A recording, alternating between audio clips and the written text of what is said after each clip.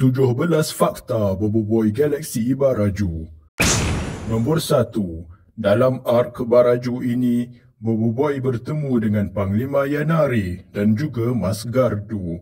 Mereka berdua ini merupakan cucu kepada penguasa-penguasa elemen asal iaitu Panglima Pairapi dan Mas Mawais. Dalam Boboiboy Movie 3, Boboiboy akan bertemu dengan Puteri Kirana pula, cucu kepada Satriantar, seorang lagi penguasa elemen lama, menjadikan 3 cucu kesemuanya.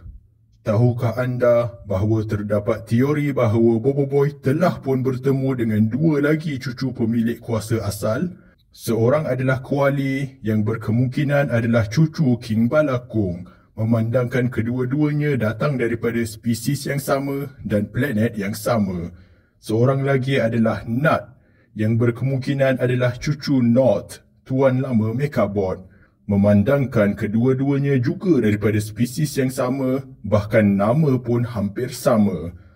Bagaimanapun, kedua-dua ini masih kekal sebagai teori dan berkemungkinan tidak benar. Nombor 2. Separuh badan Boboiboy Frostfire mempunyai kuasa ais, manakala separuh lagi mempunyai kuasa api. Ini sama dengan watak Shoto Todoroki daripada My Hero Academia yang juga berkuasa separuh ais dan api, sama macam Boboiboy Frostfire.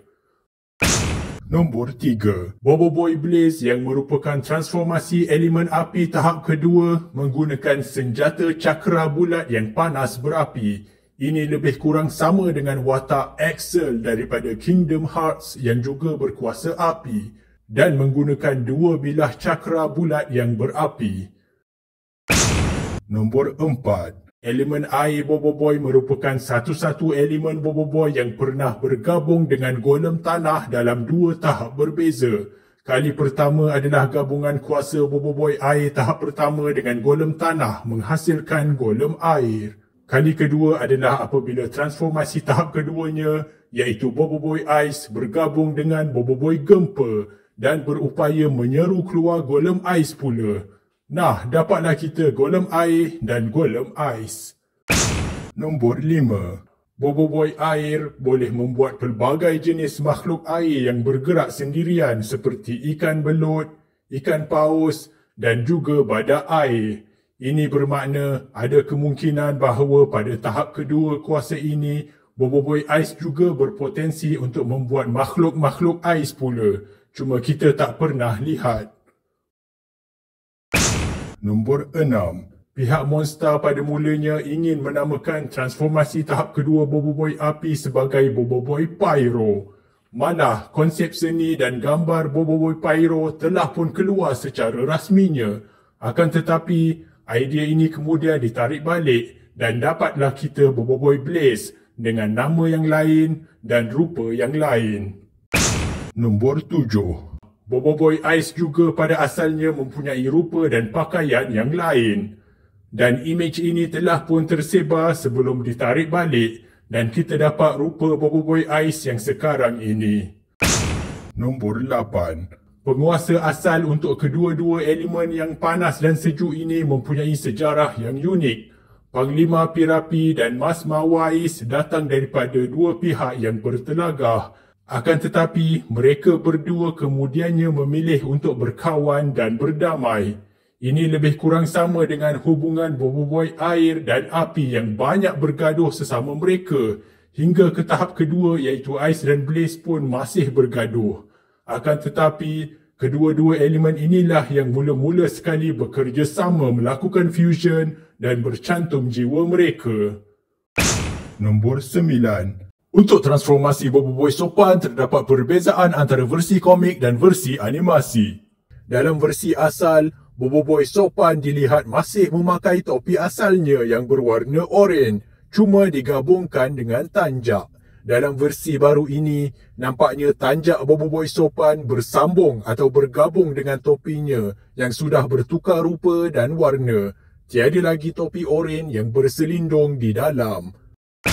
Nombor 10. Keris Boboiboy sopan mendapat rupa baru yang lebih terperinci ukiran dan corak-coraknya. Kita tahu bahawa senjata ini boleh melalui transformasi menjadi keris tenaga yang besar dan juga bilahnya mengembang menjadi bulat seperti kipas.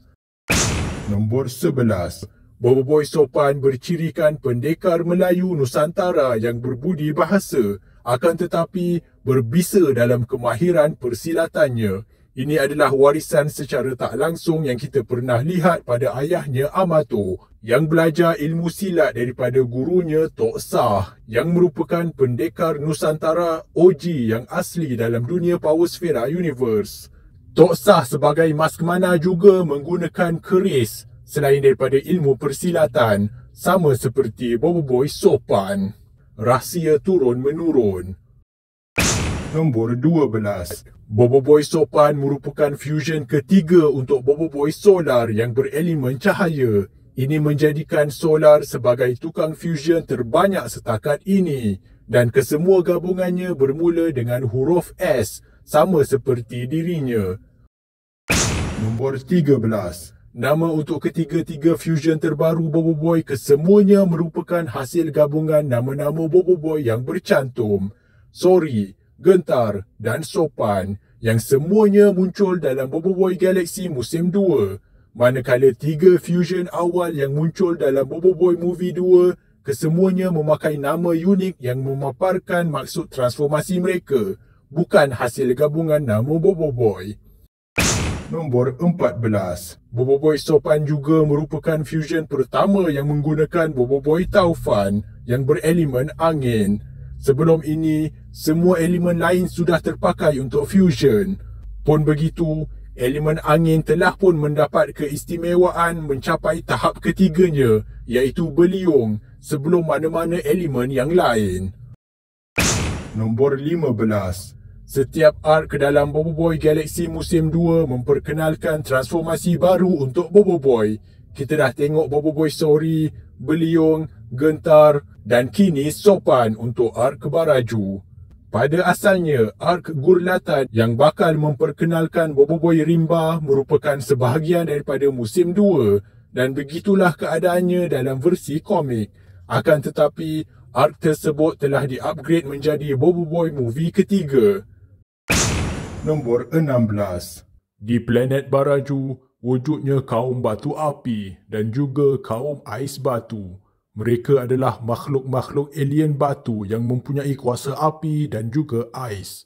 Yang menariknya, mereka mempunyai persamaan dengan golem api dan juga golem ais milik Boboiboy. Kerana golem-golem milik Boboiboy ini juga diperbuat daripada batu dan mempunyai kuasa api dan ais.